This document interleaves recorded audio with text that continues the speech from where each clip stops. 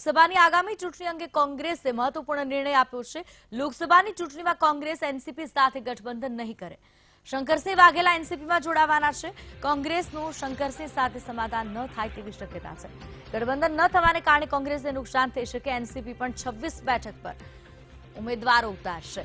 તો આપણે જણાવી દઈએ કે એનસીપી અને કોંગ્રેસનું ગઠબંધન નહીં હોય। એનસીપી પણ પોતાના 26 ઉમેદવારો ઉતારશે તો કોંગ્રેસ પણ પોતાના 26 ઉમેદવારો ઉતારશે। મહત્વપૂર્ણ છે કે શંકરસિંહ વાઘેલા એટલે કે બાપુ જ્યારે એનસીપી સાથે જોડાવા જઈ રહ્યા છે ત્યારે કોંગ્રેસ સાથે તેમનું સમાધાન ન થાય તેવી શક્યતા છે। એટલે કોંગ્રેસની સાથે સાથે એનસીપી પણ 26 બેઠક પર ઉમેદવાર ઉતારશે। સંવાદદાતા નરેન્દ્ર અમારી સાથે જોડાયા છે। નરેન્દ્ર, કોંગ્રેસ એનસીપી નું ગઠબંધન નહીં રહે, બંને પોતાના 26 ઉમેદવારો લોકસભા ચૂંટણીમાં ઉતારવા જઈ રહ્યા છે, કેટલી અસર થશે? 2014ની જે લોકસભાની ચૂંટણી થઈ હતી એની અંદર એનસીપી અને કોંગ્રેસનું ગુજરાતની અંદર ગઠબંધન થયું હતું, જ્યાં એક બેઠક લોકસભાની પોરબંદરની જે લોકસભા બેઠક છે એના પર કોંગ્રેસે પોતાનો ઉમેદવાર ઉભો ન રાખ્યો હતો અને એનસીપીમાંથી કાંધલ જાડેજા ઉભા રહ્યા હતા અને સમગ્ર ગુજરાતની અંદર એમનું ગઠબંધન જોવા મળ્યું હતું। ત્યારબાદ ચાહે રાજ્યસભાની ચૂંટણી હોય કે પછી વિધાનસભાની ચૂંટણી, જ્યાં કોંગ્રેસ અને એનસીપી અલગ અલગ જોવા મળ્યા હતા અને ફરી એકવાર 2019ની અંદર પણ એનસીપી અને કોંગ્રેસનું ગઠબંધન ના થાય તેવી શક્યતાઓ જોવામાં આવી રહી છે।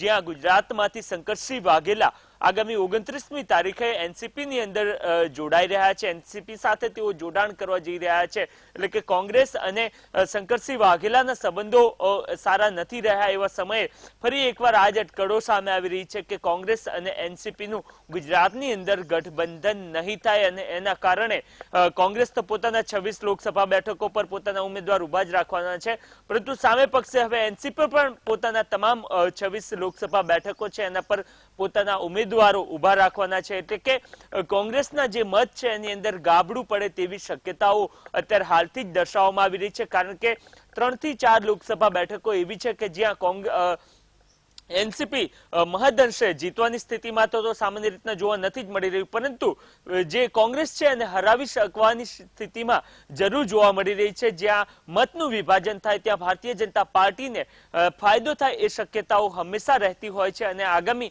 19ની લોકસભાની ચૂંટણીની અંદર પણ આ સ્થિતિ જોવા મળી રહી છે।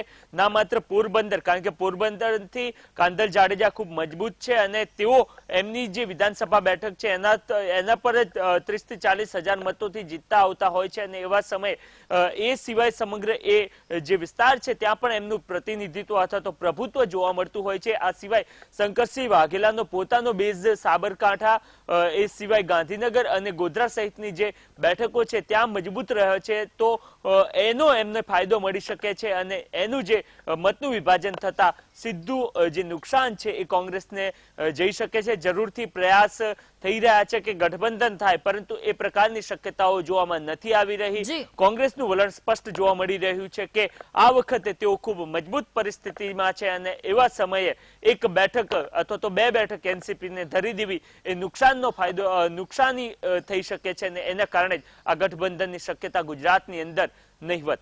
જી બિલકુલ નરેન્દ્ર, આભાર સમગ્ર માહિતી બદલ। લોકસભામાં એનસીપીના ઉમેદવારો પણ ઝંપલાવશે અને ક્યાંક ને ક્યાંક મતોનું વિભાજન થાય તેવી પરિસ્થિતિનું નિર્માણ થશે।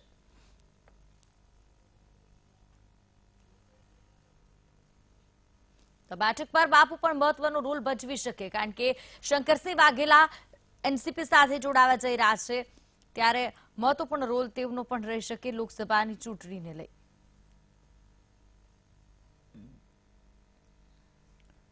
આગામી લોકસભા ચૂંટણીને લઈ ભાજપ કોંગ્રેસની સાથે એનસીપી પણ પોતાના 26 ઉમેદવારોને મેદાને ઉતારશે, એટલે ખરાખરીનો જંગ જોવા મળશે અહીંયા।